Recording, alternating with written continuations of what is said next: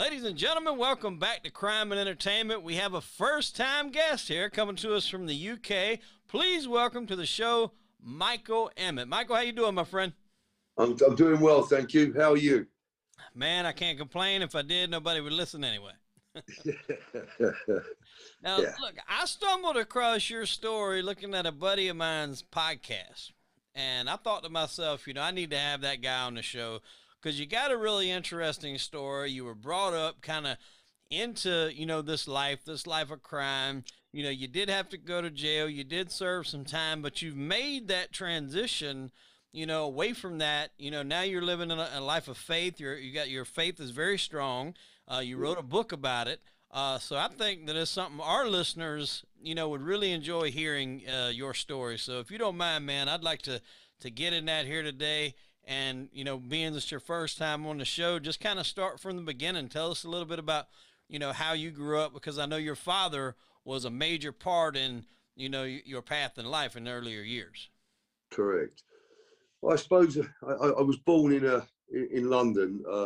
My father was a career criminal, in the 60s and 70s and all that sort of thing, like the Kray twins and the Richardsons and, all them sort of people. That was his sort of the great train robbers. Right. There was all his friends. They were sort of war children. They all grew up together in the boxing and snooker halls. And, there was bad poverty about after the Second World War. And I suppose, they used to steal for their food and boxing gyms. And all of a sudden, the fraternity of people, a lot of them turned to crime. And my dad was one of them.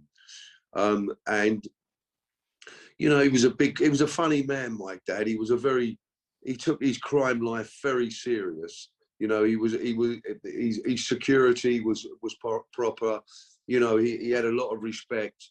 He was a tough man as well. He Irish descent. He was a small, stocky guy. He was notorious for sort of, and I'm not trying to glorify it, but they say he could have a good fight sort of thing. And he was his own man, my dad. He was a very, very strong man physically, but emotionally he was a bit of a wuss emotionally, and I picked those traits up. But we was born in the council flats back in South East London. I was born there in 1958. My mother was a very special lady. She was an opposite to my father, and she was the backbone of the family. We was brought up in the council flats. And then my father, he'd been married 4 times. My mother was his second wife. And he decided to make better, or try to make better for us. And he took us down to Surrey when we was quite young. He put us through good schooling. My sister and my younger brother, they excelled. They loved it. They're very bright. My dad was very bright and, very academically bright. And I wasn't. I was this sort of, I was a bit of a disturbed kid, actually. And I sort of was always on my mother's leg. I was always I was a funny kid. And then I sort of went to this school in Surrey, which was a good school. We had to raise our cap to the headmaster. I excelled at sport, but I was always at dis-ease with myself. There was always, hence the name of the book, it's called Sins of Fathers. Mm-hmm. And I believe it's the ancestral sin that's passed down. I firmly believe that. My grandfather, he was Irish. Sadly, he committed suicide. So there was that madness in there. There was madness. My mother's family was sort of old-fashioned. We call them costermongers. They used to sell flowers and fruit and veg, and they used to have a piano in the house and all be singing. And there was a jolly lot, and there was a lot of them. And that side of the family was like the yin and yang of Michael, that peace I had, and then there was the madness. I started getting in trouble when I was about 11, to my dad's dismay. He wasn't too happy about it. I started stealing, I started fighting, I started getting in trouble with the police. And I went through my teenagers, not a happy kid, actually.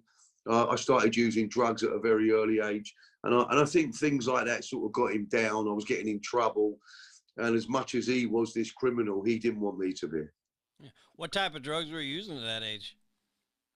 Well, I started using cannabis. I started drinking early days when I was about 12 or 13, because there was always booze in my dad used to be a club owner, like a drinking club, like a men's club, where all the villains used to meet, and they used to play cards and have a drink and all things like that.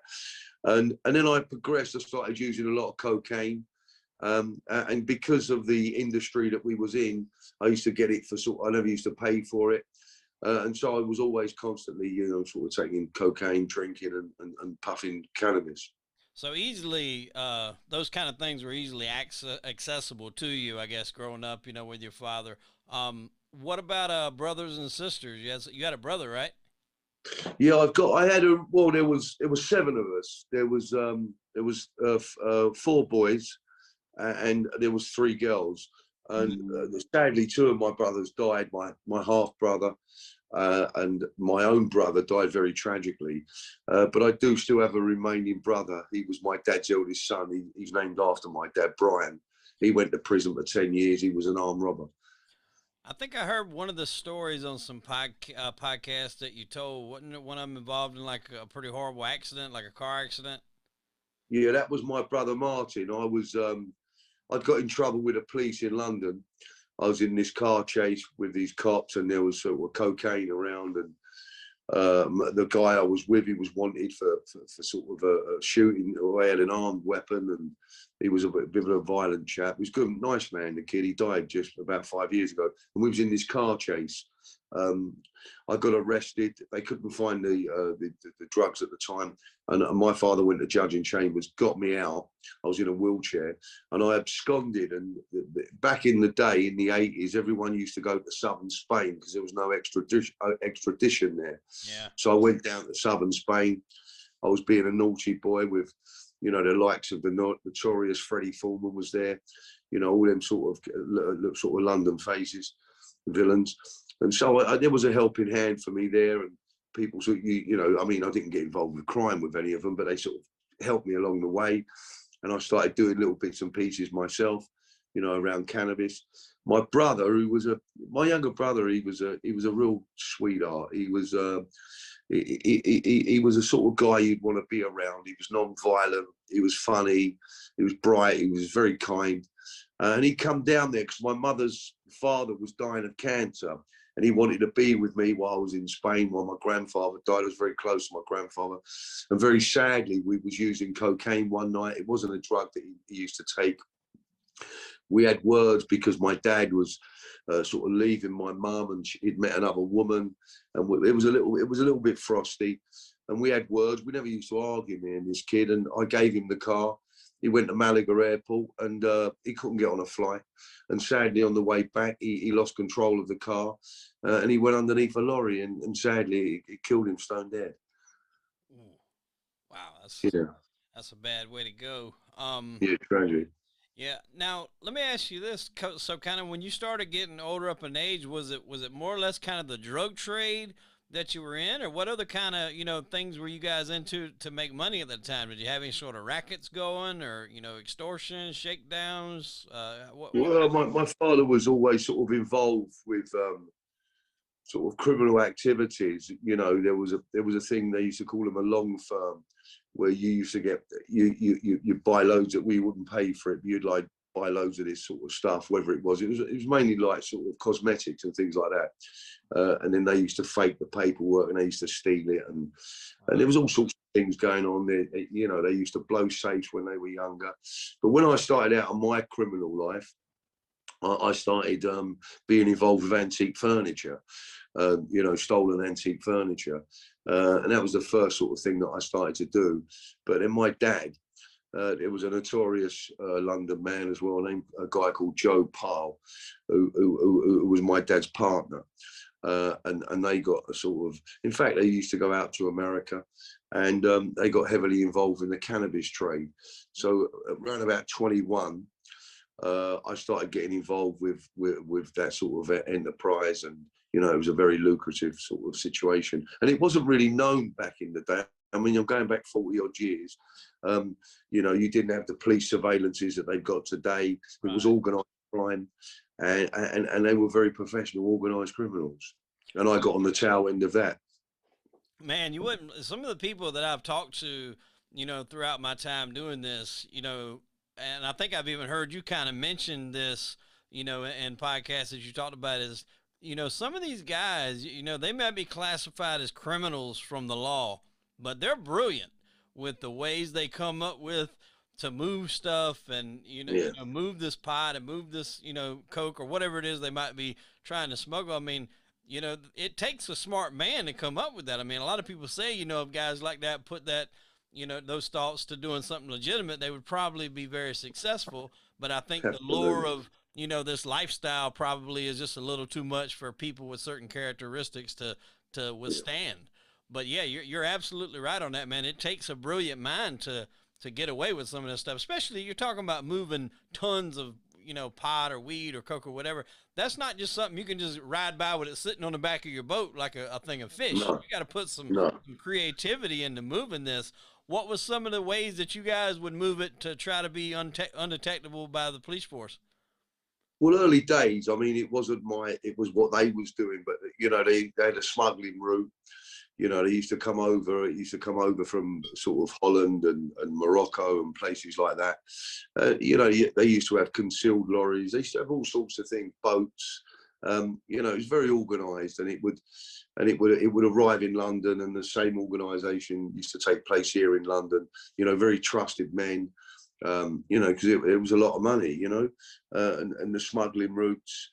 And then in the UK, it would be hid away, it would be sold. That everything was done very, very professionally.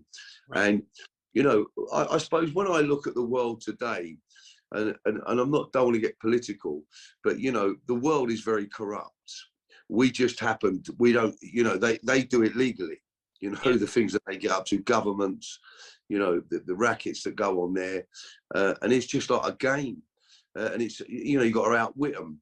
But I think with the influence of like sort of Joe Pyle, I don't know if you've ever heard of Joe. I have. He was very, my dad and him, they used to go out and they used to meet the families out there.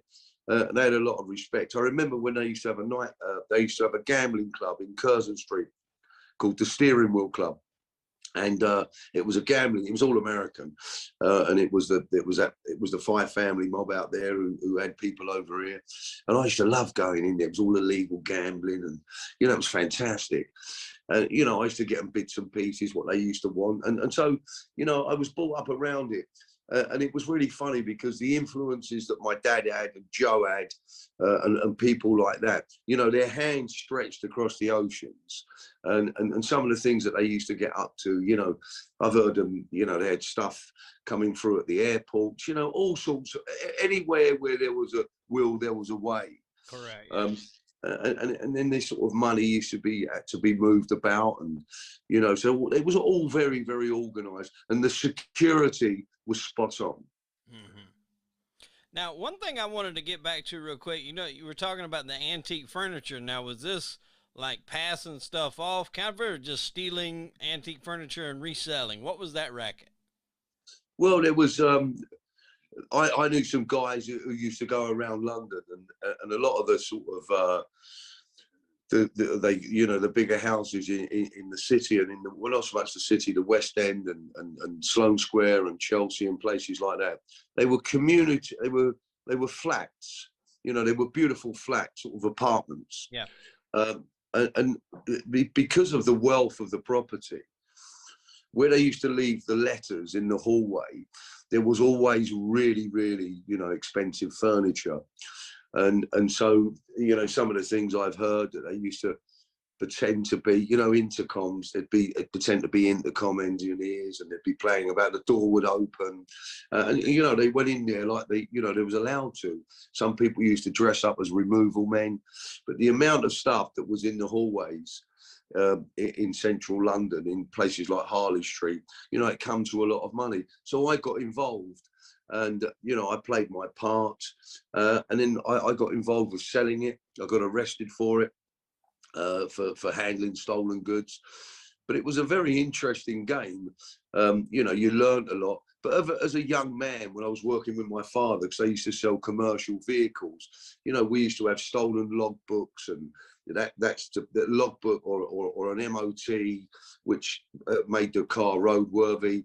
There was all shenanigans going on, you know, sort of stolen cars, what used to get rung, you know, they'd get changed and identified as a straight car. Right. So I used to watch all of that, you know, I used to see all of that sort of going on around my dad and a colleague of his. So it was always crime. It was always sort of serious crimes going on. And like I say, when I was younger, they were stealing safes and blowing safes, and you know, they owned clubs, they owned all sorts of things. But it was, you know, it was all a racket, you know. Yeah, so if there was a way to make $1, they had their hands on it some way or another.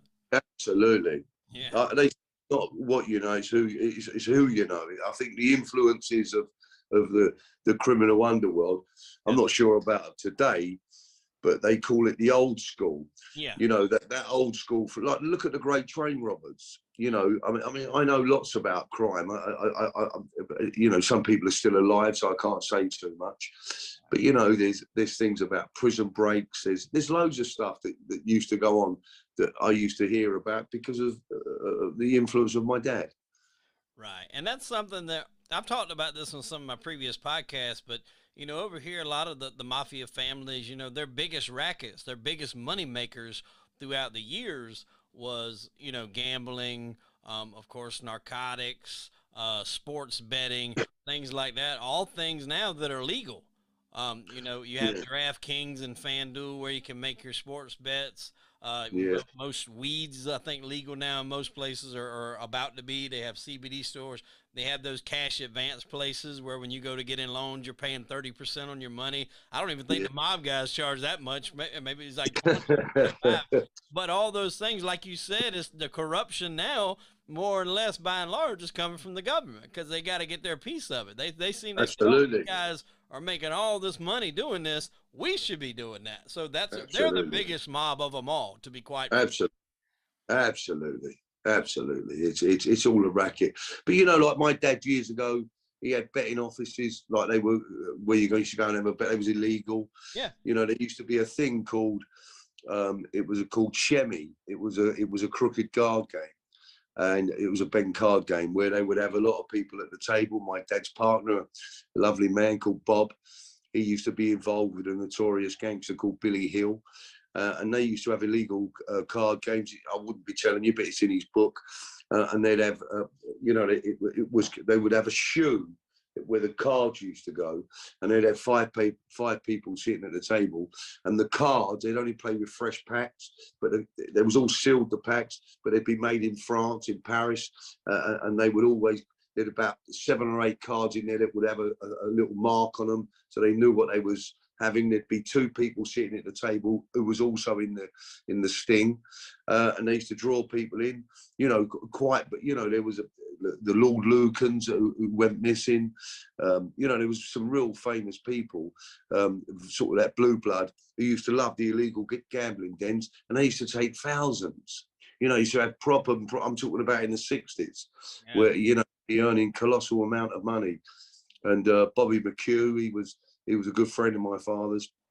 You know, he was mates with the very famous actors, the Richard Harrises of the world, and you know, he's very affluent. He had a nightclub in Chelsea, so it was always, there was a bit of class about him as well. They wasn't thugs. You know, they used to like the women, they used to like the business. You know, their claim to fame, Bobby's claim to fame was, you know, he defrauded the Swiss government. He made the Swiss, he counterfeited the Swiss money, and it nearly brought them to their knees.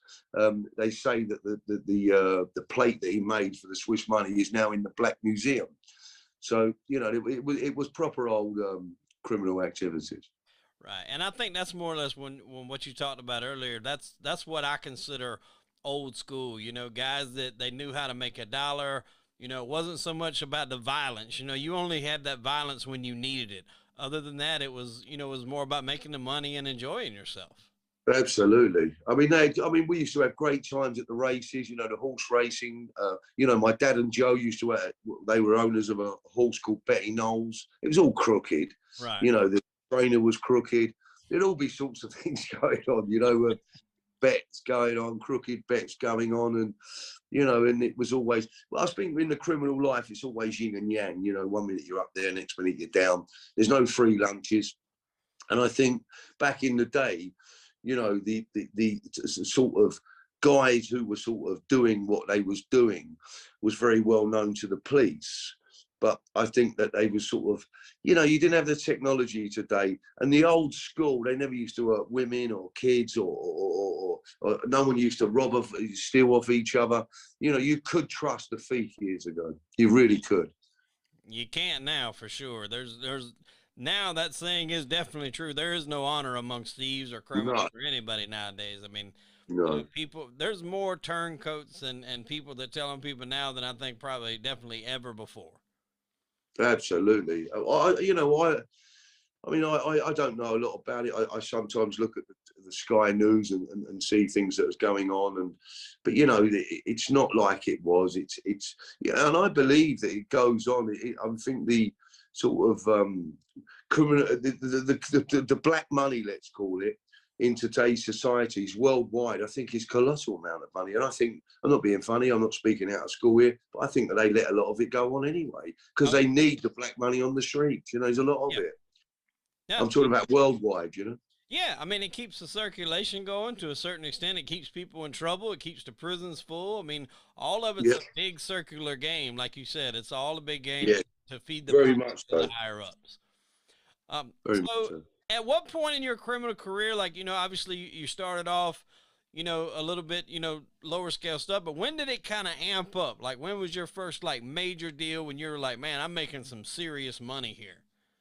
Well, I suppose what had happened after my brother died, I became very depressed. I started seeing I had an affair with this beautiful lady, which was wrong because I was married and I had a few children. But I think my brother dying was a wound that I really couldn't get over. Mm-hmm. And I'm a recovering alcoholic, so I had all the attributes of an addict. You know, I'd seen a lot of things. I was at the there was a killing in London in the yacht club, and I was only about 18 or 19, and I was there. And so I had this thing going on, and Martin died, and I just didn't feel good about me. So I turned to drugs and had this affair, and then stopped. I sort of had a bit of a breakdown. I thought, what am I doing?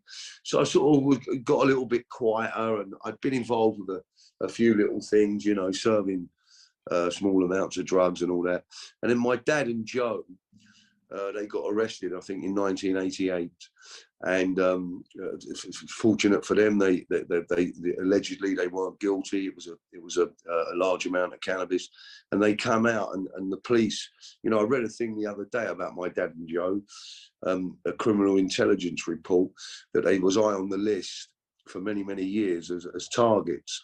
So they must have been clever to get away with it. But they came out of prison and they was on bail. They was category A prisoners, security prisoners. They both come home and they was told, behave yourself, you know, your time's up, sort of thing. So Joe went his way, and I think they fitted up Joe with a couple of kilos of heroin. It was out of order. They fitted him up, and he went and got 14 years. And my dad said to me, do you want to go back to work? So we did, and we went out to southern Spain. I can only tell you this because I got arrested for it. We went out to southern Spain, and we started to go and work and sort of smuggle large amounts of cannabis into the country. They said that we smuggled in a large amount, and it got aborted allegedly got aborted in the Bristol Channel. But it was high-end criminal activities. There was Bosnia people from Croatia involved. There was some Italians involved. There were some Americans involved, and this come out in the newspapers as well. Otherwise, I wouldn't be saying it. But some of the shipping that was being used was also being used in South America for the cartel family. Apparently, they opened up a bank in the Cayman Islands where there was, you know, your American forces opened them up out there, and they was attracting all the money into this account, into these banks. They found copious amounts of cocaine, but copious amounts, a Moyet painting, millions and millions of pounds, and we was attached to it. We wasn't part of it, we was attached to it. And we started to smuggle. They said the first one was 10 ton, which was worth about 20 mil. And then we got arrested a year later at gunpoint for bringing in 5 metric ton of cannabis down in a place called in Devon. It come on by sea, and as it come in, they was there waiting. They arrested all the fishermen unloading it, and then I got arrested at gunpoint about an hour later with 2 of my co-defendants. Where were you at? You at home? No, I was in the vicinity of the of the crime, and as we was driving away, the road was blocked. There was halogen lights. There was 16 armed officers there, and night sights, and because the guy who the company we was trading with was high end, you know, tons and tons and tons, and you know, it's a very lucrative business. And they swooped, and it was in about 5 different countries that people got arrested. America, like I say, Holland, not Morocco, Spain, yeah, and Croatia. It was a massive organisation. It was tons and tons and tons. Now, is this the point where you and your dad, y'all actually went to prison together, right? Yeah, we got nicked together. They wanted the old man badly. We was nicked with a Frenchman, a guy called Lemonnier, who they said they tried to get. They said allegedly that they wanted to get him off the bus. So every time we went to court, we were surrounded by armed officers, bulletproof vests on. It was like as if we were sort of the IRA or something like that. And plus they wanted my dad badly. They really wanted him. They thought he got away with it for far too long. You Google my dad, you won't find a lot about him. He was a very sort of cunning criminal. I suppose you're meant to be. He didn't want notoriety. He wouldn't be speaking on this show. He wouldn't be writing books. He was a real old school. Yeah, and we got nicked together. With the fine, we got at one time we was doing 18 and a half years. The fine got sorted out. We got down to 12 and a half years, which for cannabis was a lot.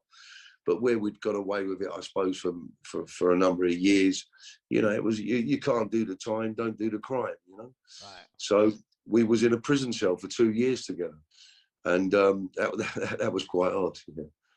Wow. No, I mean, I agree with that absolutely. What you were saying, but there's a story that I heard you tell where your dad was getting married. Where did you hear that? And where did you hear that? You you gave him crack? Was that it? Oh, no, my God. Did I say that on a podcast? Yes, you did.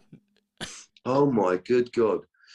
Well, it was out of order. I mean, I would say so. I was just a little bit on his way. I never thought I'd rebuild that. I mean, I tried to keep a few things. What had happened was he was getting married to his fourth wife, and as much as my dad was a cannabis smuggler, he never. To him, it was a commodity. It could have been potatoes. It's just it was only money, right. And so he come back to the cell one day, and he was about 65, the old man. He'd never had a smoke of cannabis or never taken a drug in his life. Drink, yeah. And that's a lie. He took it once before. And so he come in and he was stoned in the cell, and it sort of freaked me out a little bit. And I said, what have you done? He was all dry, he kept eating and that. And he said, oh, you know the old boy down the landing? He said, he's given me a smoke. And I got a little bit weird because he was a proper old Irish sort of, he's a funny man, my dad. He used to sing all them Irish rebel songs at the window. But I was concerned. But I looked at him, and in the end, we started smoking cannabis together. And then one day he's getting married, and next door to us was these 2 armed robbers. And they used to look after our little bit of puff, you know, our cannabis. So he went to me, well, you know, roll me a joint, son. And so I went in there, and they'd been on the crack the night before, these two kids. And on the side was a pinhead. It was only a small bit, and I don't know what possessed me. But as I'm rolling him a joint, I put the crack in the joint, and he smoked it, and his tongue stuck to the roof of his mouth. Because I thought, what have I done? He was sweating like a lunatic. And then the chapel called him. Emmett, he was getting married. He was sweating like a lunatic. Anyway, walked into the governor's office. It was gone, absolutely gone. His wife was there, his wife to be, and the governor said, well, "What's the matter with you?" I said, "Oh, he's a bit nervous, Governor." "But what would you mean he's nervous?" I said, "Well, he's getting married." And his wife said, "Nervous? This is his fourth marriage. You shouldn't be nervous." And he kept looking out the corner of his mouth, swearing at me. He said, "You wait."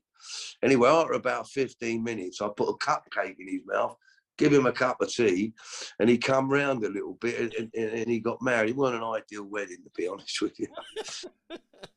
Man, I got it. When I heard that story, I laughed for about a good 20 minutes, man. I couldn't keep it together. I can't remember telling that one, but obviously I did. I'll tell you what podcast it was on, because I'm a fan of his story as well. It was Sean Atwood's. Ah, Sean. Yeah. Ah, oh, that's right. Sean. Do you ever listen to James English? I think I did. That was one of them I was listening when I was doing some prep for your interview as well, was James English. Yeah, James. There's a couple of good ones out there. Do you know him, Steve Gillum? Do you know Steve? Yes, I do. I've talked with Steve. I talked with him last week, in fact. Yeah, he's all right, Steve. They're all right. They're all doing their bit. Yeah, Steve's killing it, man. Matter of fact, we're supposed to get together and talk and have a conversation and maybe try to work up something we can do together. He's killing it out there right now, man. He's doing it. We've interviewed a lot of the same people, me and Steve. Yeah, right. I've noticed that. Yeah.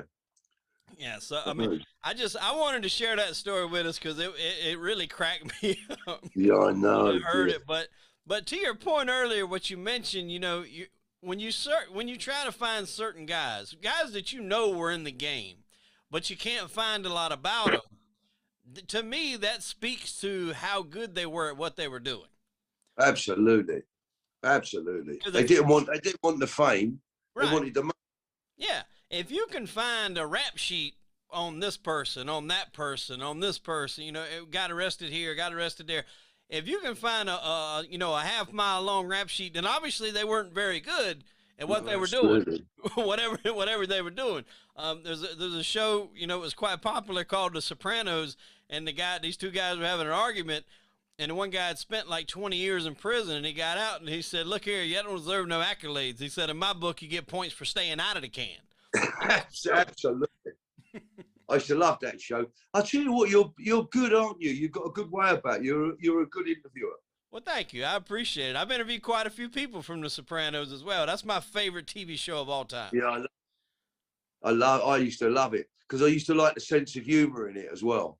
That's what I try to tell people, man. I'm like, it might be a show centered around mobsters, but like deeply seated in there, it's almost like a dark comedy. And absolutely. I don't know if it was intended to be that way for the writing. The writing is brilliant. It's absolutely brilliant. Absolutely. I rewatch it a lot with my wife now because my wife is actually a high school counselor. So she's into a lot of the psychology that goes on between Melfi, the shrink, and then Tony. She's into a lot of that. So she'll watch it with me, and we just get a kick out of, stuff they say in the show. And I think it's written for them to be kind of bumbling and not the brightest bulbs, but it's just delivered so perfectly by all those guys. I don't know if we'll ever see a show quite like that, at least for a long time. No, it was a very good show. I used to like it when I used to go and see The Shrink, because you know what? The reality is a lot of criminals, there's a buzzword around at the moment about mental health issues, and it's always been hidden. Everyone was frightened of it, but that exposed it.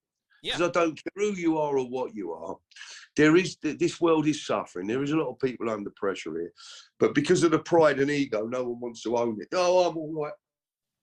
I'm okay. We fix it with money, women, crime, work, and you know what? We're fixing our souls with everything that's wrong, because what we put in comes out.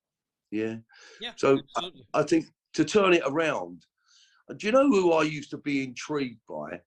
I I got very intrigued. When I was a young boy, I started reading. There was a book, and it was Meyer Lansky's autobiography, Oh and yeah. it was called Mogul of the Mob. Yeah. And funny enough, when I was reading it, he died. Yeah.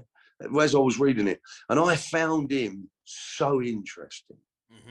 I found you know, the story about, you know, Bugsy Siegel and Luciano, and then it went, you know, the Vito Genovese, and then it went into the Second World War. Now, when you look at that, and I do believe it's true that that Luciano, when he was doing That Lump of Bird, and Meyer Lansky, and they used the name Lucky to go on into what was his name, the Italian man, Mussolini. Yeah. And it changed the world. It changes even the gambling. You know, we're in Las Vegas when they went out there and found it, and Siegel. And now, to me, you know, they built America.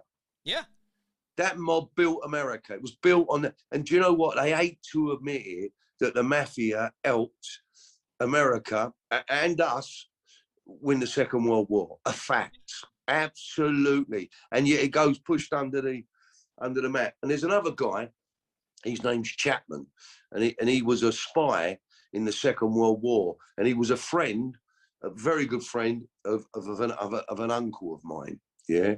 Now, because he wasn't blue blood, so a lot of them spies, they came from the blue blood, like the high echelons of society. But Eddie Chapman, you should Google him and read about him. He's an incredible character. He got the Iron Cross from Hitler. But he was an English spy, and he helped the bombings and everything. Now, to me, it's so exciting, his story. And when he come back to the UK, there was 3 of them, and he was one of them. But because the other 2 come from sort of the high echelons of society, they've got a pension. Because he was a villain, Chapman, he got a payoff. Yeah, and they just poo-pooed him off.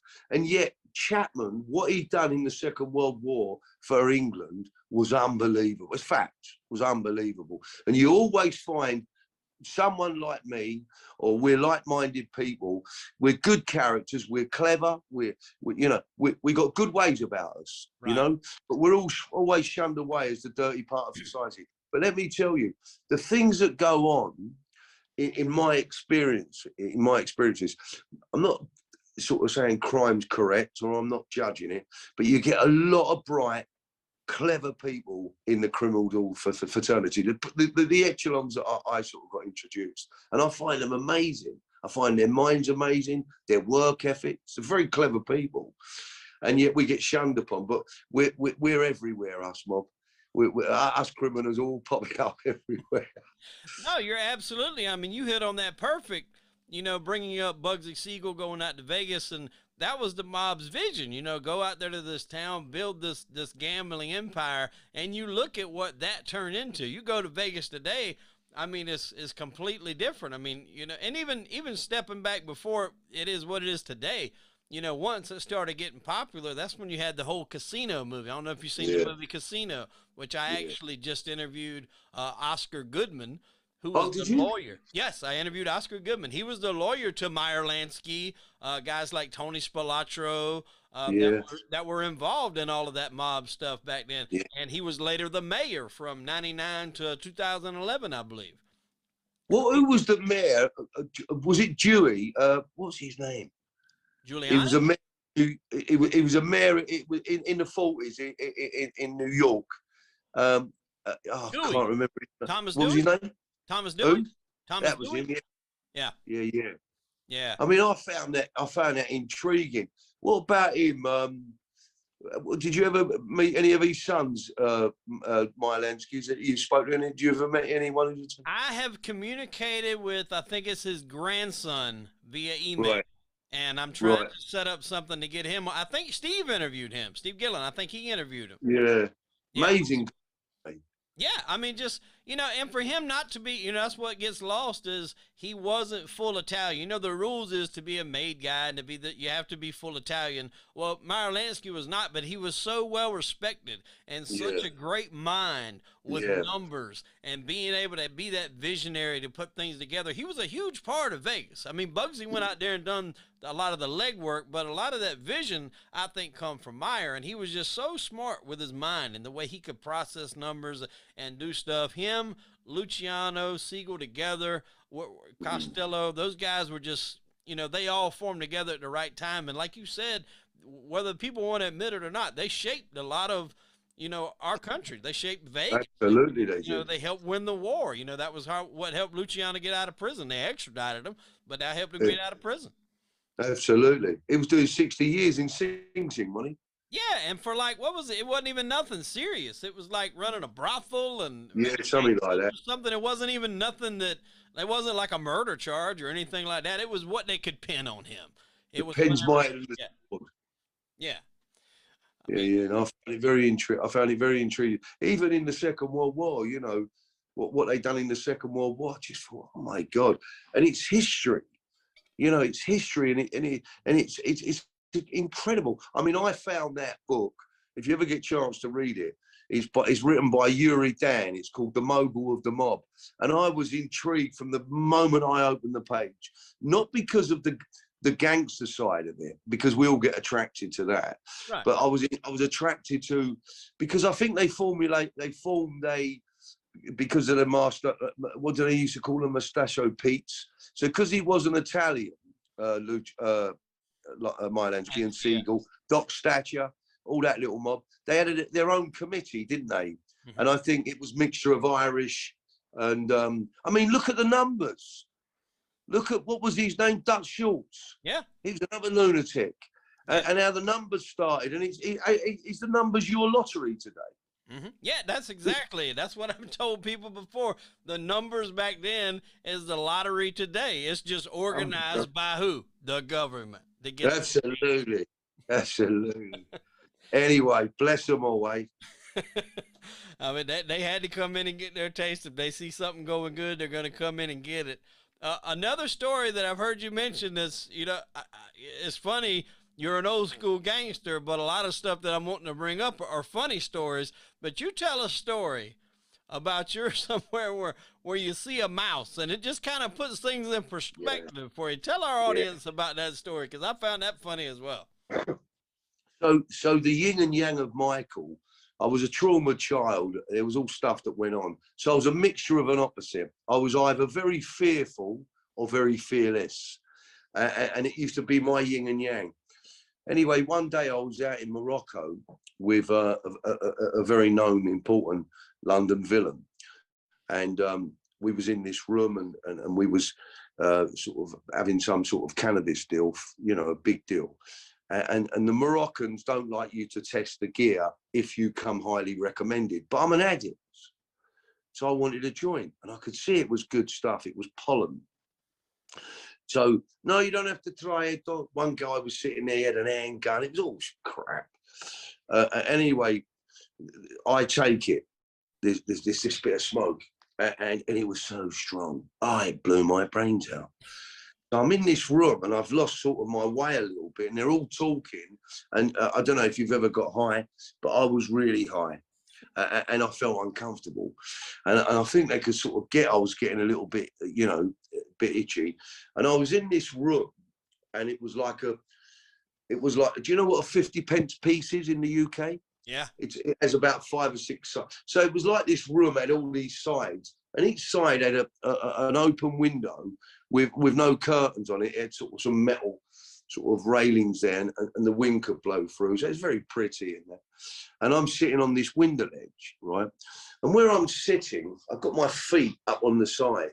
Anyway, a little mouse come out from underneath the curtain. It was no bigger than a golf ball. And I've just gone, wow, I've screamed. I've jumped off the thing and they've gone, oh, what's wrong? What's wrong? I said, there's a mouse.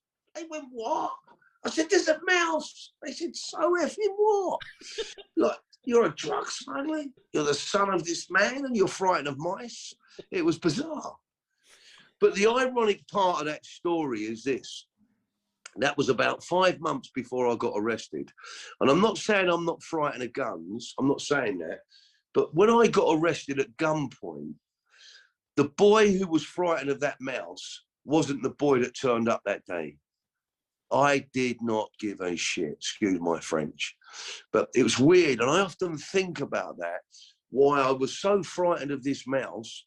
And I'm not saying I'm not frightened of guns at all, but I just didn't have no fear. I just didn't care. I thought, you know, it was a bizarre moment. But yeah, I was petrified of the mice. They could not believe it. They could not. You're a drug smuggler and you're frightened of the mice? God, I did feel a perk. Looking back now, why do you think that was? Why do you think something like a mice, you know, had you all up in arms, but then getting arrested with guns pointing in your face, you had no fear? Why do you think that is? Well, because I've done a lot of work on myself, and I've, you know, I do a lot of work. I help a lot of people nowadays with the You go to trauma. prisons and stuff too, right? You go to prisons and talk to people? Yeah, yeah. I go to prisons. I do a lot of sort of talking in places. I've been doing it for years. We're doing it for a number of years, and and because of my experience of trauma, you know, I was sexually abused when I was a young lad. You know, not to a high level of sort of you know, of abuse, but it wasn't nice. Yeah, I and heard I about think that. I wasn't going to touch on it because I know that's a touchy subject for some people to talk about. But being that you brought it up, you know, that kind of did help kind of maybe set the tone of your mindset at an early yeah, age too. yeah, it did. And where my mother was so lovely that at a very young age, you know, my experience of two different women, one was the abuser and one was my mother, was, you know, it was an opposite, you know, and I think that resonated. You know, I was very, you know, when I was a kid, I used to like fighting. And sometimes the man would, or the strong kid would turn up, and sometimes the frightened child would used to turn up. And I think that was what you know, if you teach, I said it a number of times, if you teach a kid French when he's 5, by 9, he's fluent, right? So whatever we teach, that's why love's important. That's why kindness is important. And I honestly believe in the Bible, it says the ancestral sin. And I think that's sort of, let's take the word sin away. Let's just take the word sin away. Let's talk about an hand-me-down trait. Yeah. So my DNA, you know, my biological makeup. And I do believe we get affected by it because I'd done things that my dad done, what my grandfather done, and I wasn't taught them. It resonated in here. That's why I'm a strong believer. I'm a really strong believer that we can change through love. Yeah. Now I looked the part, you know, I had all the dialogue, you know, I had this sort of infamous dad, but I was really broken.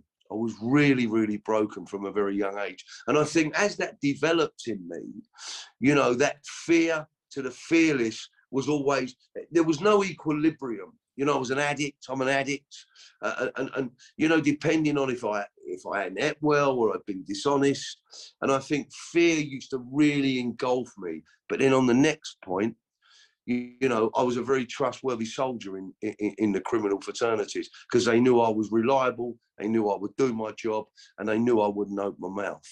You know, I was a strong kid, Right. and yet the other part of me was, you know, was vulnerable, was frightened, and I'm not ashamed to admit it. But one thing I was never, ever frightened of was being in a cop station or anything like that. I was always a man about it, you know, never kiss and tell. But I just think that's what formulated in me.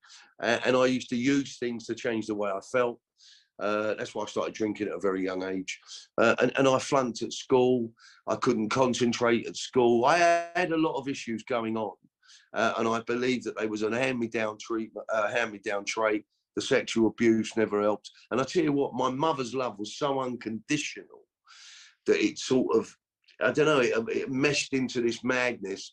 And I was very spoiled. My mum spoiled me rotten because she could see out of all the children, I was the one who had the limp, if you know what I mean. So I think that just developed in me as a man as I got older. It's probably a lot to take in too, because you've got almost the extreme opposites. You know, you got this unconditional love from a mother, but these, you know, gangsterish ways from the fight. It's probably like learning from two very different people important life lessons, learning how to be a gangster, make money and survive in the street over here, and then getting unconditional love and caring over here is probably the extreme opposites, but you're Yeah. getting them all at one time at a young age.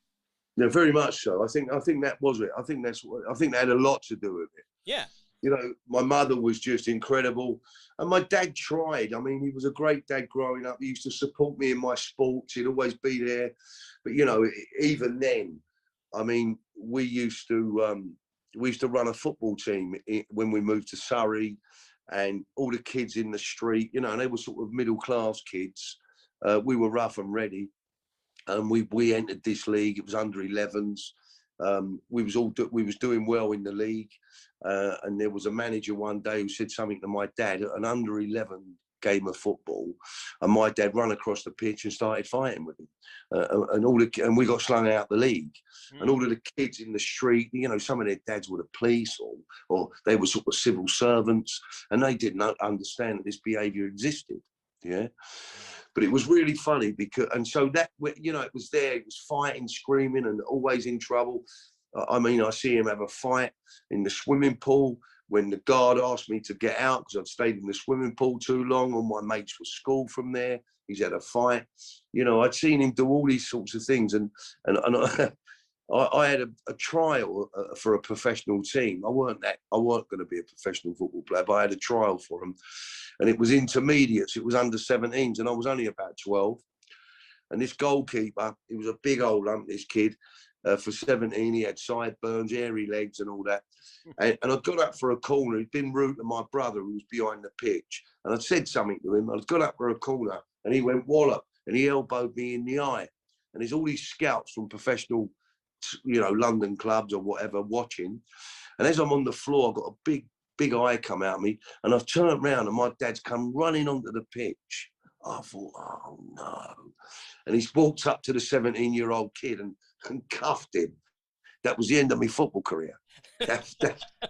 So you had to be careful of him, Yeah, no, I get it 100%. At what point was it during your prison stay, or at what point was it when your faith kind of really started to take over and lead you in a different path? I'll tell you what it was. I was in my cell one day, and I was smoking this big joint. And there was a lifer who came down to my cell, and he'd done 22 years. And he'd done 20 years in recovery, yeah? A drug addict, 20 years clean. And he said to me, Michael, he said, there's only one person you've got to get on within this prison. And I said, well, who's that? Thinking someone down the landing. He said, it's yourself. And when the door closed that night, it was a challenge that I knew that I didn't get on with Michael.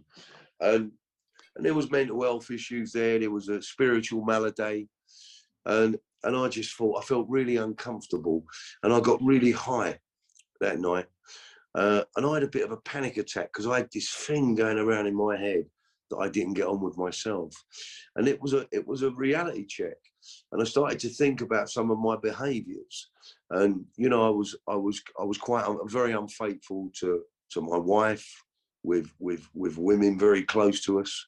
I repeated the behaviour of the abuser to me. I was abusing women, but not physically, but emotionally. Right. And I used to have affairs, and they was always close to home, a little bit like the abuse. And so all this confusion, and life goes so fast, before you know it. And I remember being challenged. And what it was, I'd left my wife and 3 children then, and I'd married another young lady, an Italian lady. We lived out in southern Spain together. There was an Italian restaurant that the family had, very well known. A lot of sort of criminal people used to eat in this restaurant. And she was a staunch Catholic. She was from Naples. And she was friends with the Page 3 girl, Samantha Fox, who'd become a Christian at a church in Knightsbridge in London. So we done some charity work. We raised some money in the Nick for the disabled kids. And we got Samantha Fox, who then was a celebrity because she was also a singer. She came down to the prison, which was very kind of her. And she was telling us about this thing called Alpha. It's an introduction. And I'm not religious. I'm definitely not religious, but I have a faith in something far greater than me. Right. And it is Jesus, to be honest with you. I've studied Jesus, and they all go, oh, Jesus. But when you study him, he was a proper tough guy, this guy.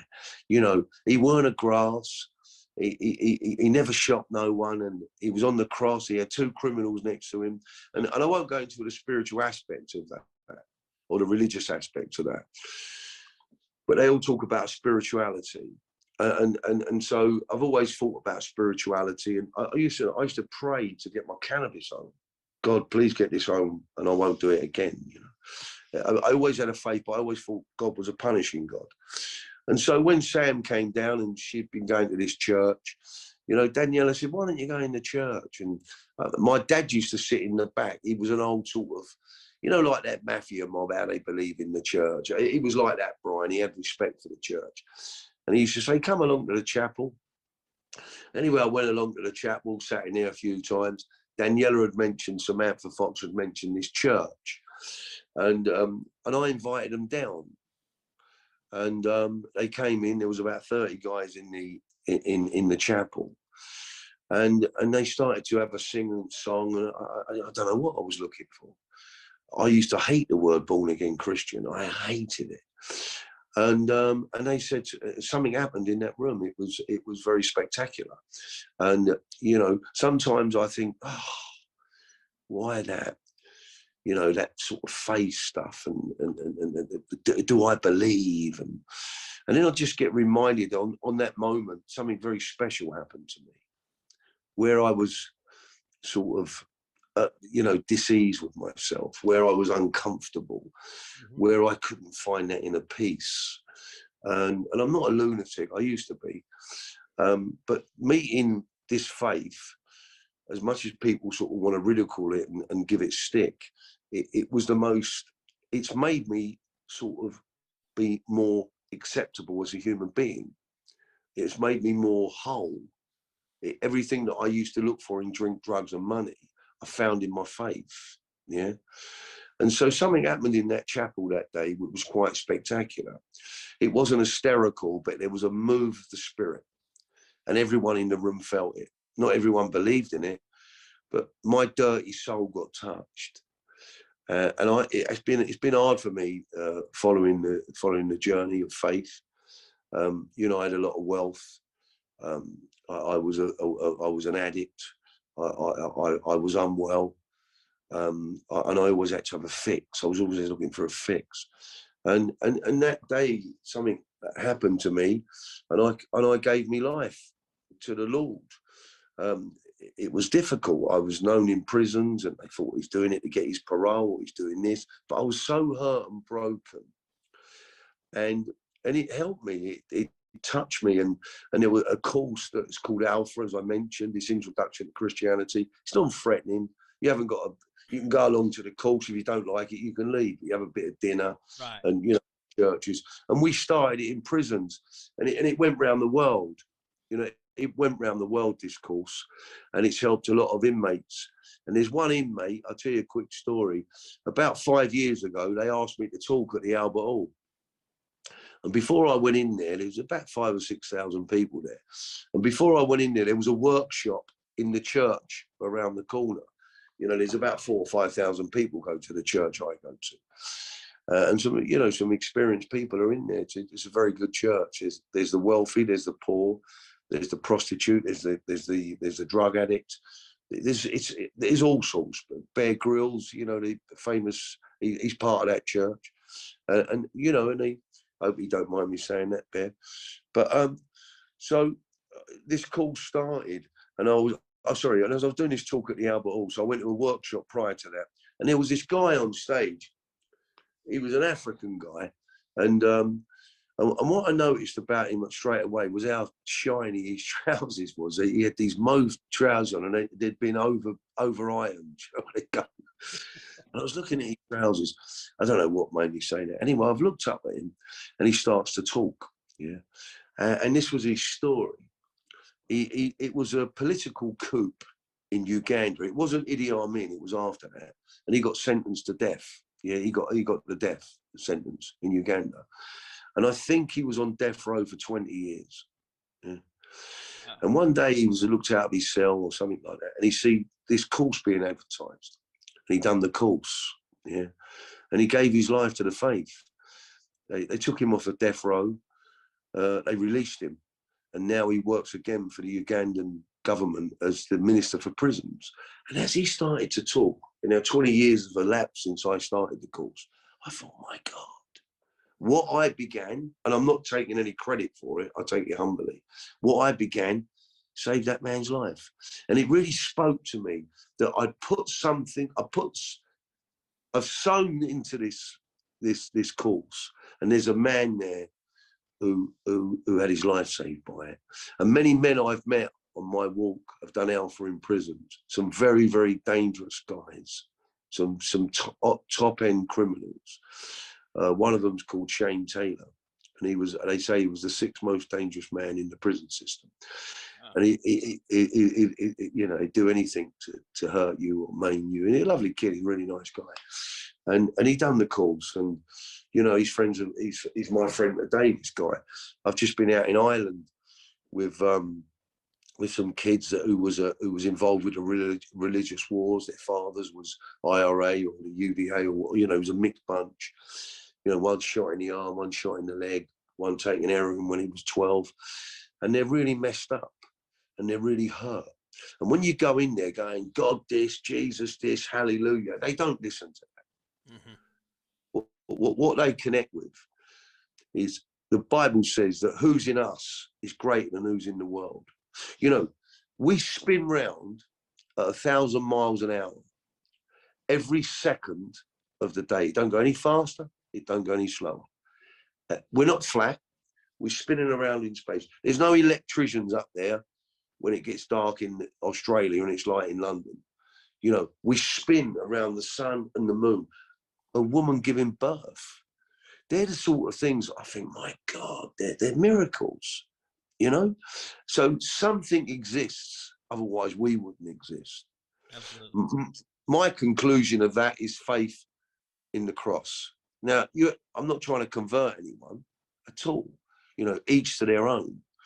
But when I was out in Ireland with these guys, and I took my other guy out there with me, a guy called Lucas, who was in the Polish jails, and they were run like the Russian style. You know, they used to have sign language. They were tough kids, you know, it was gang warfare, what they was doing.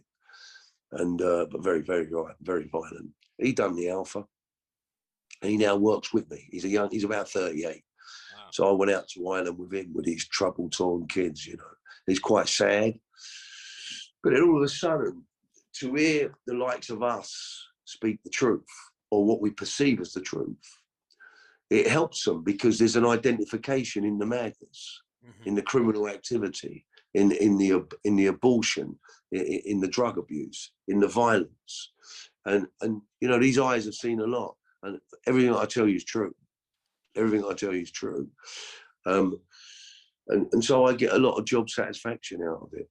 But I think what happened in my life was when I came out of prison, yeah, I relapsed on drugs for a year, and I had all, you know, I owned, I don't know if you've ever heard of a group called Kasabian. They're a famous English group. I sort of invested into that. I had a flower business, supermarkets, I had a radio station. You know, I had everything that you think would make you happy. I had a beautiful home in London, and I lost it all. And I lost it all.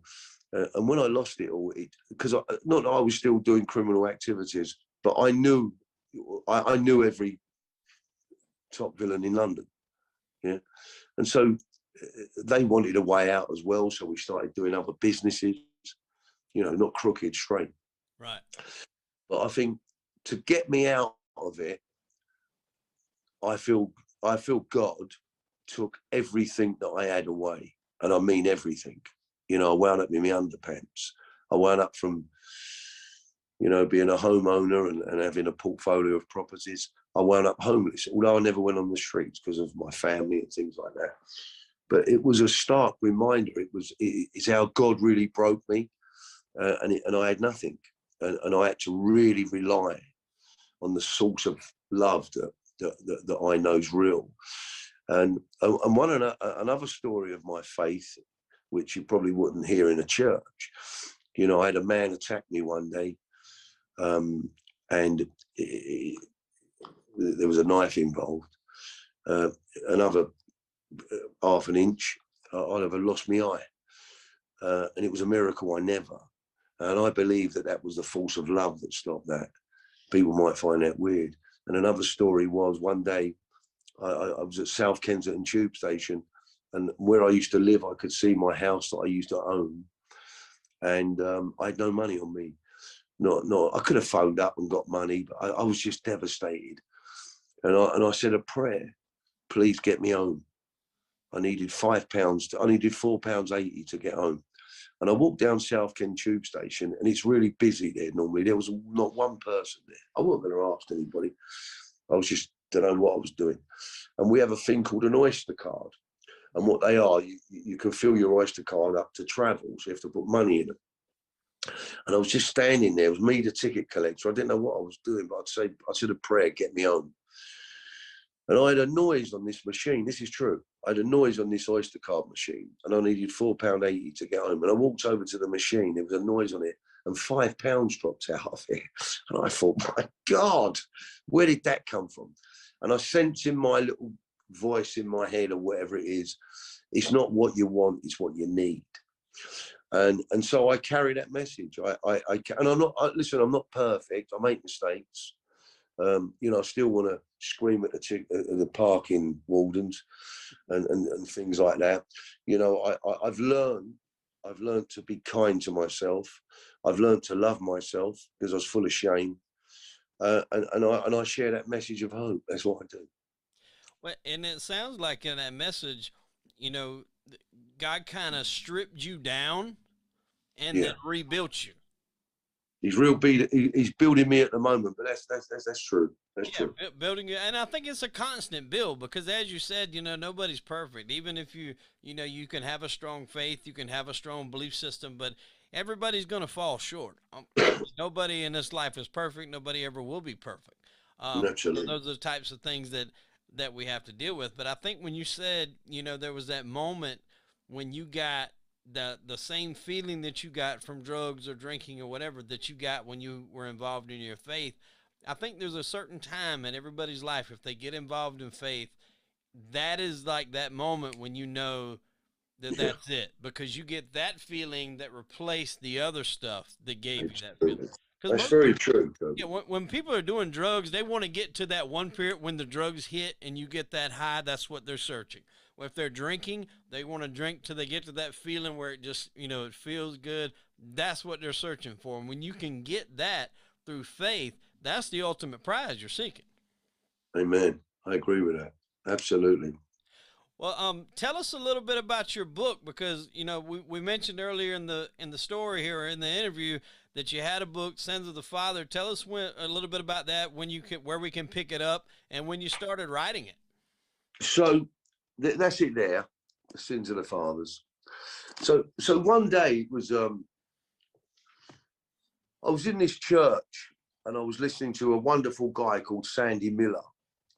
And he started talking about the ancestral sin. And as he started to talk about it, something resonated in me. I thought, wow, I get that about my grandfather and my dad. And it never left me. And I thought, wow, that's unbelievable, that it's biblical. So that always was in me, about the sins of the forefathers. And then when I lost everything, I got approached to look at doing a movie about my life. And I'd always said no, because my dad said, we ain't doing anything like that. And then they tried to couple it in with the faith. But so I didn't want to do a Christian story or a religious story. Mm-hmm. I've got some great stories. I can't reveal them here at the moment, but we'll speak again, you and I, one day. And there's incredible stories about smuggling. Yeah. So people like those stories. But what I wanted to do, I wanted to talk about the trauma kid as a third person and make a movie about it. So instead of the criminal going, yeah, I can kill him, I can do this, I wanted my alter ego to be in there to go, oh, hold on, I'm frightened of that, like the mouse, you know, like the guns and all that stuff, and sort of thread it through the story, and then tell all the great crime stories because they love all that. Yeah. Talk about the tragic things that went on. They love all them things. And what you read and what I tell you, the criminal activities, times it by 10. Yeah. So that's what we went to do.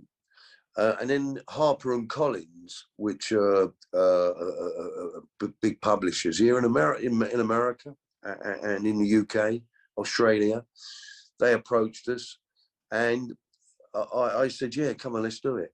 So I got introduced to a girl, Harriet Compton, whose father was a high judge. Great lady, and we started to play with it and do it, and we done it. We only, you know, all the stories were there. It took us about 3 or 4 months to write it. People take years to write it, but it's more like a Wikipedia. We've wrote it in a way that people must think there's a lot more than this. So, you know, we've done well with it. Sadly, as we started, COVID came. So a lot of the things that HarperCollins had arranged for me, America, Australia, and things like that, it was all cancelled. We didn't have a social media presence, so we had to build that up. So it was a bit tough, but we got through it, and you know, it's done well. You know, we've been in the top best-selling a few times on Amazon. We've got about 5,000 into the prisons here in the UK, 5,000 books. So it's done well, but I think it's a sort of book that what I would like eventually for it to be, I'd like to run it through the charity, so it's non-profit, yeah. And we'd like to feel, because Alpha's in the American jails, we'd like to sort of put it around the world in the jails as a non-profit book. And I think it'll be a book, and this is not my ego talking, I think it'll be a book that'll have longevity in the prison systems for people looking for hope. From it, we, you know, I say this humbly, we're writing another crime book at the moment, but a proper crime book. We're going to sort of, you know, play with a few things. And if we get a chance, we want to do a documentary in the prisons. We've opened a charity. We're attached to a charity called Ashes to Gold, which is in Belfast in Ireland, and they home the prisoner. They get the prisoner work. So we're starting to build that here in the UK. So it's becoming a brand, yeah. So Sins of Fathers is becoming a brand, and if I get a chance to make a Netflix series, you know, lots of people want to do it. Lots of books out there. But I just think that this is a very, very unusual story. The genre of it is there's nothing like it. People write Christian books or criminal books. I've done it, don't know. And we've done it that way, but there's a lot more to come. And it's not about, don't get me wrong, it's good to earn money. I'm not against earning money at all. Because I came from, like you said, being rebuilt, I went into poverty. You know, I looking at my house, which was worth a colossal amount of money. I'm talking about, you know, a few million quid or whatever it was worth.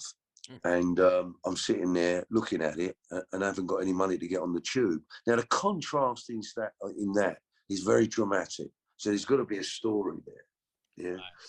And I think the mental health issues today want to give hope, but they don't want to hear hope. Okay, in the name of Jesus, you know, I'm not against that, but they go, oh, I can't listen. Well, I think one thing to that point, people tend to resonate with someone telling them that they can make it and they can overcome it and they can come out on the other side of things when they're talking with someone that's been through it. Yeah, right? I think you're absolutely right. So somebody in prison can resonate with you because you've done it. You've been to prison. Yeah. They can't resonate with somebody that's been to Harvard or, you know, that's got a law degree, that's never done a day in jail, because they don't know what it's like. They don't know the That's good. struggles that they face day in and day out. They don't know the mental prison that they're in, let alone the physical prison that they're in. Amen to that, Toby. Because what you said a minute ago, giving that book into prisoners for hope, because a lot of times that's all you got. That's all you got. Amen. Absolutely. Absolutely. And as long as we don't make it religious, but listen, we got some fun stories to tell. Absolutely. I mean, I can't reveal them, but we will speak again. We've got some fun stories to tell. I'll tell you a little story. I was in a shop buying a pair of shoes about 3 years ago. My girlfriend, she was buying me a pair of shoes. I had no money. And I went into these shoes, and I used to spend £2,000 on shoes, crazy stuff.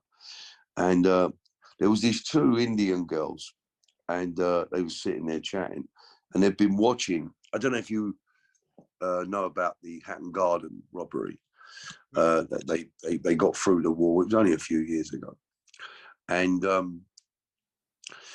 they was talking about it, and the sister said, "Oh, wasn't it exciting? I got so nervous because they broke into a vault.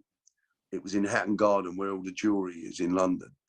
And the hole was very small, but they managed to get through. It was over Easter, and they stole everything out of there. And they were villains of about 70. It's a true story. And I knew them. Yeah, I knew some of them. So when she was talking to me, I was listening to her, and she said, "Oh, how exciting. I'd love to do that." And I turned and looked at her, and I started chatting to her. And I said, "Oh, I'm an ex-criminal." Her face changed, and she pulled back. And I was interested to know why she found the Hatton Garden robbery very interested.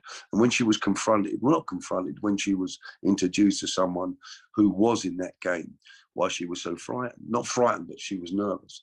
Yeah. And she said, "Well, the reality of you is quite daunting to think that you've done things like that." She said, "But on a screen, we get so excited to think, oh, I'd love to be there." It's non-reality that they find exciting. So that's what we want to do in our production. Yeah, we want to make it exciting to people, but give a profound message of hope, of deliverance, and that's what this book is all about. It's not. I mean, I'd love to sell loads of books, and we're doing well with it, but it's not about that. I went to somewhere last night in Bournemouth, and it was for a recovering addicts meeting. There was about 100 people in there, and when you see the state of their teeth, of their skin, how frightened they are. Oh, now that's where the message has to go. But I think you've got to be wise with the message, and I think love is a verb to do. It's an action. No, I love you, or Jesus loves you, and no doubt he does. But I think love is how kind you are, how you treat people. And you can only be kind to people if you're kind to yourself. Yeah. And I think heart language, I never knew about heart language. I've got 8 grandchildren, and God's used them to open my heart. Yeah. Because I was just broken. I was greedy. I was sexual. I was controlling, all because of my own brokenness. And so I just think that I think that I've been blessed to have a good message. That's what I think. Well, you absolutely have a good message. We're going to put the link to that book in the show notes to this video, where if anybody is interested in going and kind of getting the full story on this, they can do so. Listen, man, I can't tell you how much I've enjoyed this interview. I've had fun. We've been able to put some positive messages out there, and you can't do that in every interview. That's something that, much like your book, you have from one extreme to the next, but it all, you can relate to it because you have the good, you have the bad, you have the ugly, then you have the positive ending and what you're trying to, get your message across. And we wish you nothing but the best going forward, whether it's with a book deal, another book deal, movie deal, whatever you got going on, man. I wish you nothing but the best. Oh, bless you. I'll tell you what, I really enjoyed this. Well, thank you. I'm glad, and I've been looking forward to this all week, and I'm glad we could get it done. And like I said, I can't thank you enough for coming on the show. How will you put the link in? What link would you put for Amazon? Yeah, I'll put it for Amazon, or whatever one you have. If you have a specific one you want me to use, no, I'll be perfect. Amazon. If you've got the link to Amazon, Sins of Fathers. I want to speak again with you one day. Absolutely. I find you extremely interesting, and I love the picture behind you. Thank you. As Robert De Bless you. Niro from Goodfellas. Bless you, brother. Thanks, Colby. It's really enjoyed this, brother. Yeah. No problem, man. I've enjoyed it myself. Ladies and gentlemen, I am Hollywood Wade. That was Michael Emmett, and unfortunately, we are out of time. Tune in next week for an all-new episode of Crime and Entertainment. Michael, we appreciate it, my friend. Bless you, brother. Bless you. Look after yourself. Bye-bye. Absolutely. Same to you.